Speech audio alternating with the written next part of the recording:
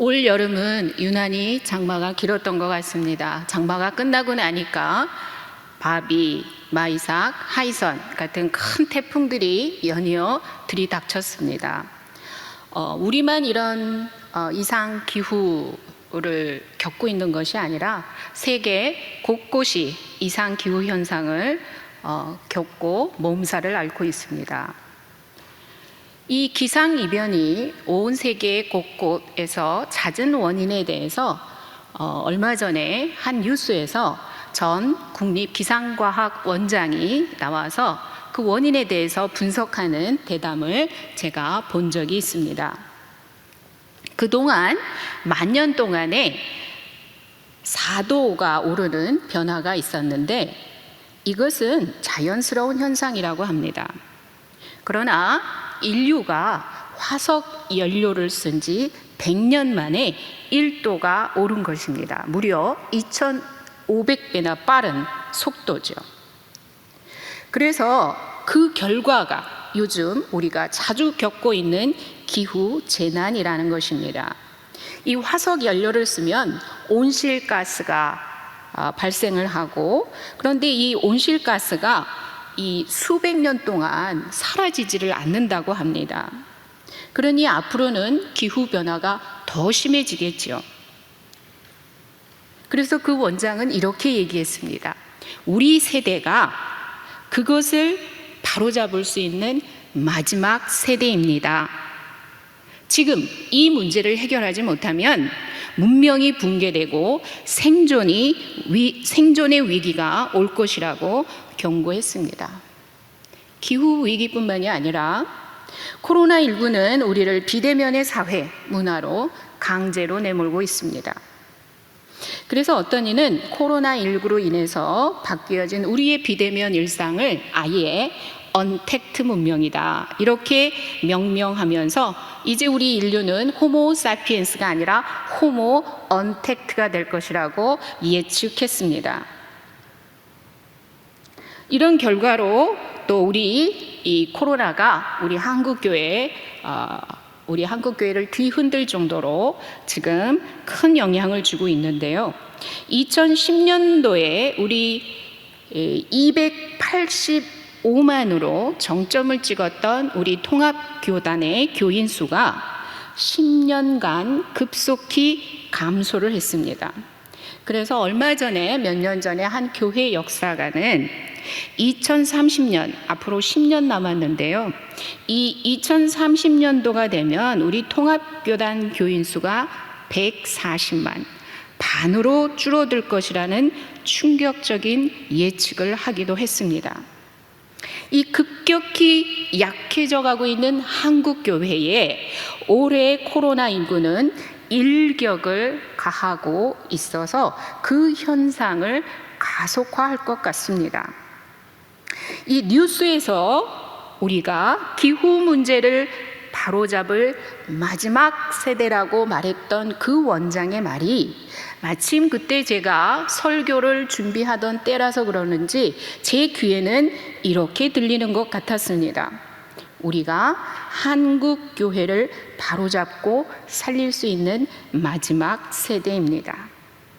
오늘 우리 본문은 에스라서 8장을 읽었는데요.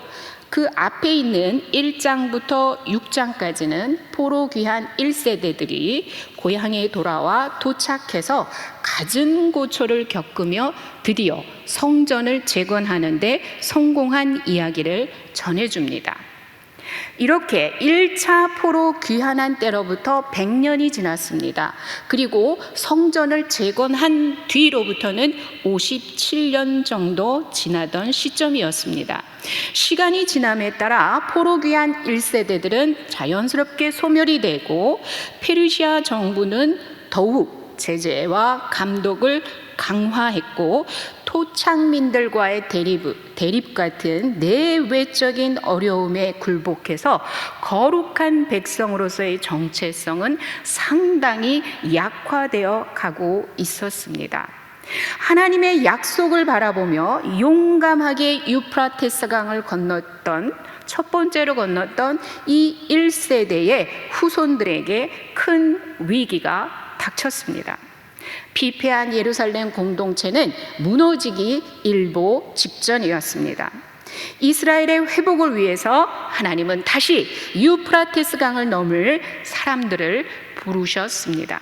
그 부르심에 응답한 사람들이 오늘 우리가 읽은 에스라와 2차 포로 귀한 자들입니다. 본문은 그들이 유프라테스 강을 건너서 예루살렘에 무사히 도착한 결말 부분입니다.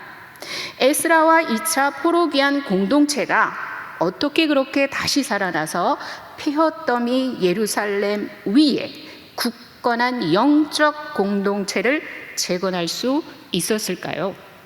첫째, 그들의 갱생에는요, 하나님의 손이 먼저 있었습니다. 유다의 멸망 이후 유대인들은 70년 동안 디아스포라로 흩어져 살며 바벨론과 페르시아 제국 아래서 적응하여 대체로 안정된 삶을 살아가고 있었습니다. 그러나 그들에게 과연 미래가 있을까요? 디아스포라 유대인들은 소극적이나마 신앙생활을 유지하기는 했지만 그들은 살아있으나 죽은 이들과 마찬가지입니다. 에스겔이 본 환상 속의 마른 뼈다귀들이 바로 그들이었습니다. 하나님은 이렇게 에스겔에게 말씀하셨습니다. 37장 13절에서 14절 에스겔서입니다. 내 백성들아, 내가 너희 무덤을 열고 너희로 거기에서 나오게 한즉 너희는 내가 여호와인 줄 알리라. 또한 내가 또 내 영을 너희 속에 두어 너희가 살아나게 하고 내가 또 너희를 너희 고국 땅에 두리니. 이 말씀은요, 하나님의 새로운 창조 행위를 통해서만이 이스라엘이 갱생할 수 있다는 뜻입니다. 에스라의 2차 포로 귀환 이야기를 전하는 7장부터 8장 사이에 하나님의 손이라는 말이 무려 6번이나 등장하는 것은 이 귀환 프로젝트의 기획자요, 총감독이 하나님이심을 분명히 하고 있습니다. 하나님의 손이 왕의 마음을 움직이시고 에스라와 유대인들의 마음에 에스겔서 37장에서 약속하신 바로 그 새 영을 넣어주셨기 때문에 다시 유프라테스 강을 건널 용기가 생긴 것입니다. 이 프로젝트는 하나님이 시작하셨고 주도하고 계시다라는 사실은 우리가 7장과 8장 이 본문을 통해서 몇 가지 일에서 우리가 확실하게 알 수 있습니다. 유다 포로 공동체는 성전 재건이라는 대과업을 완성했습니다. 그러나 60여 년의 세월이 흘러서 다시 무기력해졌습니다. 이들을 갱생하는 일을 시작한 것은 역설적이게도 페르시아 왕이었습니다. 당시 페르시아 왕은 종속국들로 이루어진 세계의 거대 국가로 인도에서 애국까지 다스리는 정말 왕 중의 왕입니다. 톰 홀랜드가 쓴 페르시아 전쟁이라는 책에서 페르시아 왕의 놀라운 권세에 대해서 이렇게 말했습니다. 손뼉 한 번 쳐서 운하를 파고 다리를 놓고 전 대륙의 병사를 불러낼 수 있다는 인간이 있다는 사실이 아테네인들에게는 너무도 놀랍고 생경했다. 이러한 왕이 작디 작은 종속국의 유대인들에게 관심을 보이고 에스라를 파견해 유다 공동체의 당면 과제를 해결하도록 했다는 것은 정말 놀랍지 않습니까? 페르시아 왕의 조소로 시작이 된 포로 공동체의 이 갱생 프로젝트는 하나님이 그의 왕의 마음을 움직이셨다라는 말 외에는 어떤 설명도 가능하지 않습니다. 또한 하나님의 손이 강을 건너는 이들 위해 역사하신 것은 여정 속에서도 분명히 나타납니다. 에스라와 일행들은 몸만 가는 것이 아니라 성전에서 사용할 기구를 제작하기 위한 은, 금, 다른 보물들을 운반해야 했습니다. 이런 보물들을 가지고 가는 여행자 무리는 강도떼들의 좋은 표적이 될 수 있죠. 군대의 호위가 꼭 필요했지만 에스라는 하나님의 도우심만 의지하겠다며 페르시아 군대를 거절했습니다. 무모해 보이는 에스라의 결정에 하나님은 안전하게 지키심으로 응답해 주셨습니다. 오늘 본문 31절을 보면 하나님의 손이 우리를 도우사 대적과 길에 매복한 자의 손에서 건지셨다라고 고백하고 있습니다. 이들의 갱생을 위한 시작, 그리고 여정 과정, 도착까지 하나님의 손이 세심하게 역사하셨습니다. 이와 같이 우리를 회복시키고 한국교회를 살리실 분도 오직 하나님이십니다. 하나님께서 마른 뼈와 같은 우리에게 새 영을 주시고 그 힘으로 우리에게 강을 건널 용기를 주시고 하나님이 함께해 주신다면 우리는, 한국교회는 살아날 수 있습니다. 우리의 갱생을 위해서 그 일을 시작하시는 하나님의 손을 바라볼 수 있는 믿음과 지혜가 필요합니다. 둘째, 그들의 갱생의 중심에는 말씀이 있었습니다. 1차 포로 귀환의 목적이 성전 재건이었고 그 중심에는 수룹바벨이 있었다면 2차 포로 귀환의 목적은 율법 통치이며 그 중심에는 에스라가 있습니다. 아닥사스다 조서의 2차 포로 귀환의 가장 중요한 목적이 7장 25절에 이렇게 나타납니다. 에스라여, 너는 내 손에 있는 내 하나님의 지혜를 따라 내 하나님의 율법을 아는 자를 법관과 재판관을 삼아 강 건너편 모든 백성을 재판하게 하고 그중 알지 못하는 자는 너희가 가르치라. 에스라는 전통적인 이스라엘의 신앙 영웅들과는 좀 다릅니다. 하나님의 계시를 직접 받지도 않았습니다. 예언자도 아닙니다. 다만 그는 율법의 정통한 학자요 페르시아 정부로부터 파견받은 관료입니다. 7장 10절에 그는 이렇게 묘사되어 있습니다. 여호와의 율법을 연구하여 준행하며 율례와 규례를 이스라엘에게 가르치기로 결심했다. 이런 말씀이 있습니다. 이 말씀은요, 에스라가 갑작스럽게 결심했다기보다는 그가 어려서부터 제사장의 가문에서 잘 양육받고 자라서 율법학자로 율법 선생으로서 평소에 이 일에 헌신하던 사람이라는 뜻입니다. 말하자면 준비가 돼 있던 사람입니다. 하나님께서는 무너지고 있던 유다 공동체를 갱생시키려고 에스라를 오래전부터 준비해 두신 것입니다. 하나님은 에스라 외에 같은 시대에 한 명을 더 부르셨는데 그와 함께 포로 공동체를 회복시키는 주역이었던 느헤미야입니다. 에스라와 달리 느헤미야는 율법과 직접 관련된 언급은 없습니다. 그러나 이 느헤미야 이야기에서 율법의 역할은 도처에서 나타납니다. 느헤미야는 내외적인 환난과 역경을 딛고 마침내 52일 만에 성벽 공사를 마쳤습니다. 그리고 나서 느헤미야서 7장을 보면 느헤미야가 예루살렘 성문을 다 닫아 걸고 바벨론에서 돌아온 1차 포로 귀환자들의 족보를 꺼내들었습니다. 왜 이 족보를 꺼내들었을까요? 이것은 지금 우리가, 즉 느헤미야 공동체가 포로기 이전의 이스라엘 역사와 또 앞서서 귀환했던 1차 포로 공동체와의 연속성을 강조하면서 우리는 모두 다 하나님의 언약 백성이다라는 정체성을 확인하는 의미가 담겨 있습니다. 에스라서도 2장에 보면 떠나기 전에 포로 공동체의 그 명단이 기록한 것을 볼 수가 있습니다. 그리고 느헤미야서 8장부터 9장까지를 보면 무려 3차례에 걸쳐서 율법을 낭독하고 10장에서는 온 백성이 함께 언약식을 맺었습니다. 느헤미야는 하나님의 거룩한 백성 공동체로 새 출발을 앞두고 성전과 성벽이라는 물리적인 환경을 완료한 후에 영적인 준비가 필요하다라는 것을 알았던 것입니다. 포로귀환 공동체가 무너진 성벽을 재건한 것처럼 하나님과의 무너진 관계를 회복하고 갱생하기 위해서는 영적인 성벽, 즉 토라 앞에 서야 했었습니다. 그래서 이 느헤미야 이야기의 절정은 성벽 건설이 아니라 8장부터 시작되는 율법서를 낭독하고 그리고 그에 따라서 그 말씀을 듣고 회개하는 백성들의 이야기인 8장, 9장, 10장이라고 말할 수 있습니다. 느헤미야서 13장은 마지막인데요. 여기서도 느헤미야는 12년 만에 페르시아에서 돌아와 해이해진 백성의 신앙과 정체성을 바로잡는데 그 개혁의 중심에도 말씀이 있었습니다.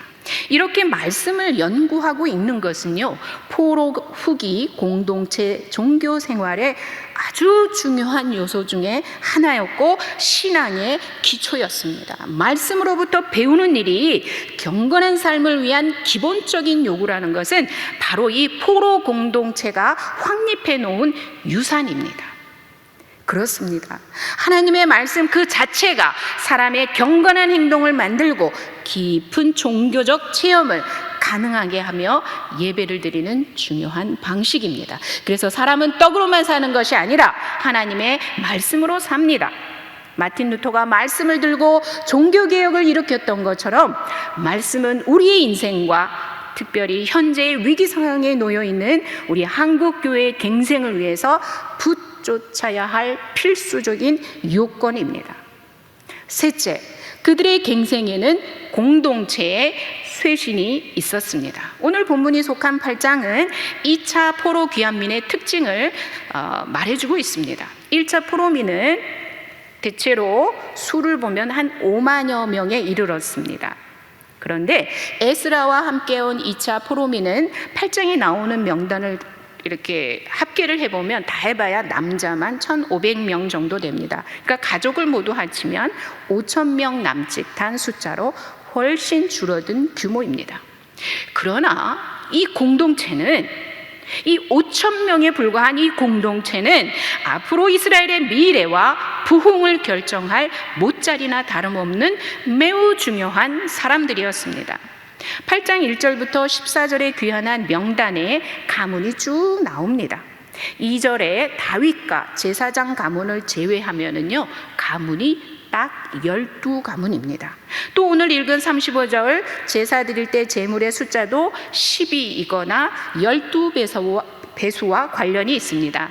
이 10이라는 숫자는 12지파를 상징하는 숫자입니다. 이 숫자는 에스라와 함께 온 공동체가 이스라엘을, 과거 12지파를 대표하는 그런 이스라엘처럼 이제 이 공동체가 이스라엘을 새롭게 대표하는 사람들이라는 의식이 반영되어 있다고 볼 수가 있습니다. 이제 메시아가 오실 유다 지파를 제외하고 전통적인 지파 개념은 이제 사라지고 8장에 나오는 가문들이 이를 대신할 것입니다. 그들은 하나님의 약속을 바라보고 돌아온 믿음의 공동체입니다. 전통이나 혈통이 아닌 신앙의 가문이 하나님 나라의 진정한 상속자들이라는 의미가 들어있는 것입니다. 이들이 하나님의 약속을 가장 중요하게 여기는 공동체라는 사실은 자신들을 부르는 호칭에서도 나타납니다. 오늘 본문 35절에 사로잡혔던 자의 자손, 곧 이방에서 돌아온 자들이라고 스스로 자기들을 그렇게 부르고 있습니다. 아브라함은 하나님의 약속을 쫓아서 처음으로 유프라테스 강을 건넜습니다. 모세와 출애굽 백성은 약속의 땅을 향해서 과감하게 나일강을 건넜고 여호수아와 출애굽 2세대는 요단강을 건넜습니다. 나라가 망하고 포로로 끌려간 이 사로잡혔던 자들은 70년 후에는 고향으로 돌아갈 것이라는 그 예레미야를 통해 주신 하나님의 약속을 간직했던 사람들입니다. 바로 에스라와 그와 함께한 공동체가 바로 그러한 조상들의 후손들이었습니다. 또한 이스라엘을 재건할 공동체의 쇄신은 예배를 통해서 일어났습니다. 8장 15절부터 30절까지 여정에서 중요한 일정이 나옵니다. 에스라는 2차 포로 귀환민을 모집했는데 문제가 생겼습니다.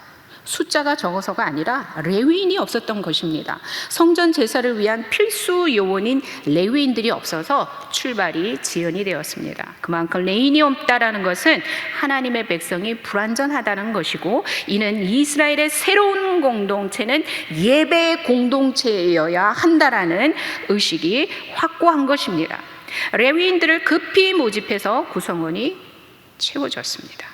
이 여정의 중요한 임무는 성전 제사를 위한 예물과 제물을 운반하는 일이었고, 이들이 도착해서 가장 먼저 한 일도 제사, 즉 예배였다라는 것은 이들의 정체성이 예배 공동체에 있다라는 것을 확실하게 말해주고 있습니다. 우리는 코로나19로 인해서 교회에 모여 예배드리지 못하는 초유의 사태를 경험하고 있습니다. 시편 42편 4절 말씀입니다.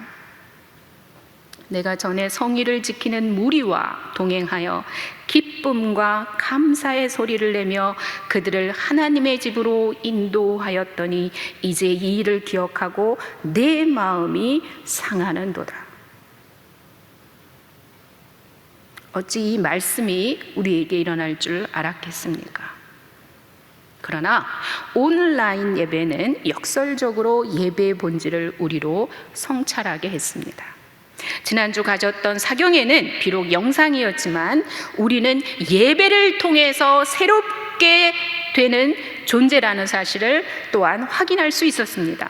그래서 찬양 가사처럼 부르시는 곳에서 예배하며 어떤 상황 속에서도 예배하는 공동체, 이 공동체는요 언제든 다시 살아날 수 있습니다. 희망이 있습니다. 사랑하는 장신 공동체 여러분, 하나님께서는 바벨론 포로기라는 혹독함 속에서도 돌아오게 하리라는 약속을 위해서 남은 자들을 보존하셨습니다. 에스라와 2차 포로 귀환민들은 페르시아의 소시민으로 안락하게 살기보다는 하나님 나라의 대시민이 되기를, 비록 그것이 험난한 여정이고 좁은 길이라 할지라도 하나님 나라의 대시민이 되겠노라 선택한 믿음의 사람들이었습니다. 그들은 하나님의 새 영으로 무장하고 순종하여 강을 건넜습니다. 오늘날에도 이 한국 교회를 갱생시키기 위해서 일하시는 하나님의 손을 믿음으로 바라봅시다. 에스라와 느헤미야처럼 말씀 연구와 준행, 가르치는 일에 헌신합시다. 우리는 믿음의 공동체요, 거룩한 예배 공동체라는 정체성으로 끊임없이 성찰하고 쇄신해야 합니다. 하나님께서는 지금 큰 위기를 맞고 있는 한국 교회의 갱생을 위해서 강을 건널 사람들을 부르고 계십니다. 주저하지 맙시다. 우리가 응답합시다. 그리하여 에스라와 2차 포로 귀환민들이 이스라엘 회복의 못자리가 된 것처럼 우리가 한국교회 회복과 갱신의 못자리가 되기를 주님의 이름으로 축원합니다.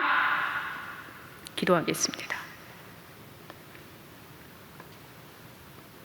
사랑하는 하나님 아버지, 우리를 새롭게 하시어 한국교회의 갱생을 위해 일하시는 하나님의 손을 바라보게 해 주시옵소서. 험난한 여정을 마다하지 않고 오직 하나님 나라를 위해 다시 유프라테스 강을 건넜던 에스라와 포로 공동체처럼 한국교회의 갱생과 쇄신을 위해 우리를 부르시는 주님께 응답하게 하시고 다시 강을 건널 용기와 소망을 주시옵소서. 예수님의 이름으로 간절히 기도합니다. 아멘.